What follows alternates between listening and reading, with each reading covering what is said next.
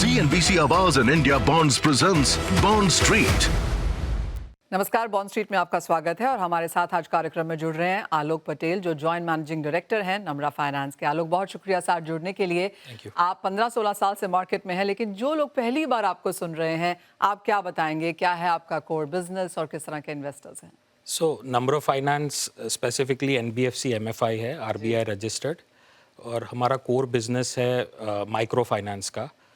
तो at our heart we are serving bottom of the pyramid customers के जो customers traditional banking के साथ नहीं जुड़ सकते उनको हम सर्विस करते हैं for primarily income generating activities के लिए। तो कुछ महिलाएं के जो कोई छोटा धंधा चालू करने चाहते हैं या कुछ अदर एंटरप्राइजेज है, कैटल लोन्स और समथिंग है, तो उनको हम सर्विस करते हैं कि जो ट्रेडिशनल बैंकिंग से अभी जुड़े नहीं है। अबाउट अप्रॉक्सीमेटली 11 स्टेट में हम है, 400 ब्रांचेस है और अबाउट 6 लाख कस्टमर्स है हमारे पास। आलोक, जब आप एक बोरोवर अंडरराइट करते हैं तो वो कौन सी 3 चीज़ें हैं जिसके बारे में आप बिल्कुल कॉन्फिडेंट होना चाहते हैं इससे पहले कि आप पैसा डाइवर्स करें? प्राइमरीली हम ट्रेडिशनल मैकेनिज़म्स जो अंडरराइटिंग के होते हैं वो ये कस्टमर्स में यूज़ नहीं कर पाते। जैसे आपके बैंक स्टेटमेंट्स हो, इनकम स्टेटमेंट्स हो, टैक्स स्टेटमेंट्स हो, वो कुछ अवेलेबल नहीं होता in rural customers.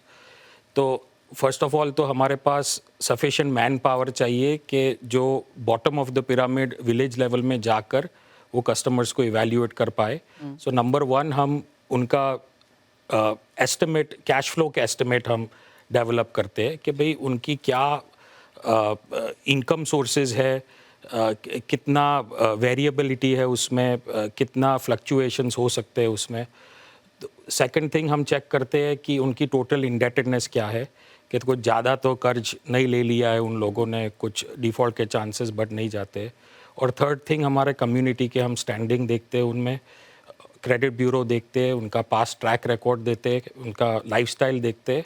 All of this उसके बाद इफ़ क्वालिफाई होते हैं तो कस्टमर को हम डिस्पर्स करते हैं और वो सारी चीज़ 3-4 दिन में हम कर देते हैं। So that is turn around time भी बहुत इंपॉर्टेंट होता है हमारे बिजनेस में। आलोक, आपकी कैपिटल एडिक्वेसी काफ़ी स्ट्रॉन्ग है, क्या चीज़ है जो उसे ड्राइव कर रही है और क्या एक राइट कंफर्ट लेवल है आपके लिए जब आप कैपिटल दे रहे होते हैं? हमारे बिजनेस में बिजनेस थोड़ा सिक्लिकल होते हैं बिकॉज जो कस्टमर्स जिनसे हम डील करते हैं वो कुछ भी हो जाता है लार्ज स्केल, जैसे कोविड हो गया, पैंडेमिक हो गया, कोई पॉलिटिकल चेंजेस हो गए, रेगुलेटरी चेंजेस हो गए, तो उसमें उनका कैश फ्लो डिसरप्ट हो जाता है और उनके पास इतना सेविंग्स नहीं होता है कि वो सेविंग्स के ऊपर रिलाई कर सके टू रीपे द EMIs। तो वो केस में सिक्लिकल बिजनेस हमारी है तो उसमें ज़्यादा कैपिटल की ज़रूरत होती है। वैसे RBI रेगुलेशंस के हिसाब से अराउंड 15% कैपिटल एडिक्वेसी रखना चाहिए। यूजुअली मेरी company far higher than that रखती है। कोई मैजिक नंबर तो ऐसा नहीं है कि इससे ज़्यादा या कम रखना चाहिए, बट डेट एक्विटी रेशियो की बात करो तो around 3.5x to may be maximum 4x तक हम कंफर्टेबल रहते हैं कैपिटल एक्विटी रेशियो में। यस। ऑलराइट आलोक, अगर हम आपके करंट फंडिंग मिक्स की बात करें तो वो कैसा है और ये आगे जाकर किस तरह से इवॉल्व हो रहा है? कॉन्स्टेंटली इवॉल्व हो रहे हैं। तो पहले हमने जब चालू किया था तो प्राइमरीली बैंक फंडिंग से रिलाई होते थे।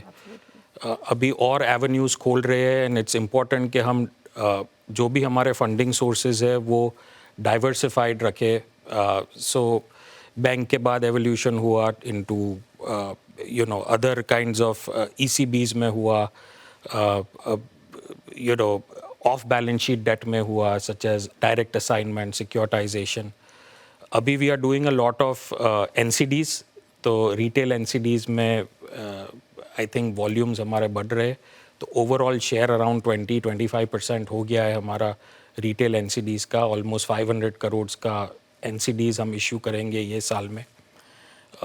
तो वो कॉन्स्टेंटली इवॉल्व हो रहा है एंड हमारे लिए क्या है कि कैश हमारा रॉ मटेरियल है, तो इट्स एसेंशियल कि हम multiple sources at any given time available रखें हमारे लिए टू मेक श्योर कि वो रॉ मटेरियल का डिस्टर्ब ना होए लार्जली। जैसे आपने मेंशन किया आलोक कि आपने बहुत रिसेंटली अभी NCD बॉन्ड इशुएंस किया है, इन्वेस्टर रिस्पॉन्स कैसा रहा और साथ ही साथ कोर ऑब्जेक्टिव इसके पीछे क्या था? सो रिस्पॉन्स तो बहुत बढ़िया रहा, beyond my expectations I can say. So सब इश्यूज़ में ओवर सब्सक्राइब हो गया, सारे इश्यू फिल हो गए. अच्छा मिक्स ऑफ इंस्टीट्यूशनल और रिटेल लेंडर्स हमको मिले. और objective as I said is similar के of course getting money at a reasonable rate, यानी रीजनेबल इंटरेस्ट रेट में पैसा मिलना भी इम्पॉर्टेंट है, बट मोर इम्पॉर्टेंट इज के यू हैव अ डाइवर्सिटी रखे आपके फंडिंग सोर्स में.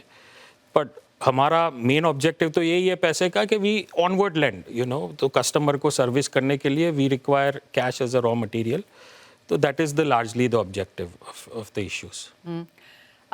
अगर ऑनलाइन बॉन्ड प्लेटफॉर्म्स देखा जाए तो पिछले 1-1.5 साल में हमने नए नाम आते हुए देखे हैं, काफ़ी सारा इसके ऊपर एवोल्यूशन भी होता हुआ देखा है. ओवरऑल कॉर्पोरेट बॉन्ड मार्केट के लिए ये जो एडवेंट है ऑनलाइन बॉन्ड प्लेटफॉर्म्स का, इसे कैसे बनता हुआ देखते हैं? I think it's fantastic. थोड़ा लेट भी है. I think it's about time के ये डायरेक्ट, बिकॉज सी पहले क्या था कि bonds and everything was related to family office, HNIs, institutions. तो रिटेल इन्वेस्टर्स का इतना पार्टिसिपेशन नहीं था बॉन्ड मार्केट्स में. और आई थिंक इट्स इम्पॉर्टेंट के फॉर एनीबडी मैनेजिंग वेल्थ के to have diverse sources. Equity के साथ फिक्स्ड इनकम भी नेसेसरी है, and there are lot of people who have appetite fixed income के लिए. बट फिक्स्ड इनकम के लिए ट्रेडिशनली रिटेल इन्वेस्टर्स के लिए स्मॉल टिकट में FD was the only option. और वही FD बैंक लेकर कंपनीज को दे रही थी. तो you are cutting out the middle man largely speaking. So I think it is fantastic and there is a lot of room for it to grow in the future. All right. आलोक, बहुत शुक्रिया हमारे लिए CNBC आवाज़ पे समय निकालने के लिए. Thank you so much. CNBC Awaaz and India Bonds presents Bond Street. निश्चित रिटर्न गारंटीड या आश्वस्त रिटर्न नहीं होते हैं. कॉर्पोरेट ऋण प्रतिभूतियों, नगरपालिका ऋण प्रतिभूतियों, प्रतिभूतिकृत ऋण साधनों में निवेश क्रेडिट जोखिम, बाजार जोखिम तथा डिफॉल्ट जोखिम के अधीन होता है, जिसमें भुगतान में देरी और या डिफॉल्ट का जोखिम शामिल है. निवेश करने से पहले ऑफर से संबंधित सभी दस्तावेजों को ध्यानपूर्वक पढ़ें.